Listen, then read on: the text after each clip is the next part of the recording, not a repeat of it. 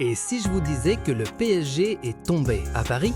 Et pas contre n'importe qui, pas contre un géant européen, mais contre le Paris FC. Une soirée de Coupe de France qui a basculé dans l'irréel. Une élimination brutale. Un Parc des Princes sous le choc. Pendant que certains rêvent encore d'un PSG intouchable, la réalité les a rattrapés de plein fouet. On pensait assister à une formalité, un match de Coupe de France sans histoire. Et pourtant, le Paris FC a écrit l'une des plus belles pages de son histoire en faisant tomber le Paris Saint-Germain, tenant du titre dès les 16e de finale. Le héros de la soirée, Jonathan Iconé, Titi parisien formé au club qui a puni son ancien amour. Mais surtout, Obed Cambadio, impérial dans ses cages, auteur d'une performance XXL digne des plus grandes soirées européennes. Le PSG a dominé, mais sans tuer, sans intensité, sans cette fin qui faisait sa force. Résultat, élimination, titre envolé et une statistique lourde de sens. Seulement la 7e fois que le PSG ne remportera pas la Coupe de France depuis le début de l'RQSI. Un symbole. Cette défaite n'est pas un accident. Elle est le reflet d'un mal plus profond. Depuis plusieurs semaines, le PSG ronronne. Face à Flamengo déjà, Paris avait frôlé la correctionnelle. Contre l'OM, les limites étaient visibles. Et face au Paris FC, la sanction est tombée. Les individualités font moins la différence. Le collectif est moins tranchant. La saison post-sacre en Ligue des Champions est beaucoup plus compliquée que prévu. Et pourtant, pas de panique du côté de la direction.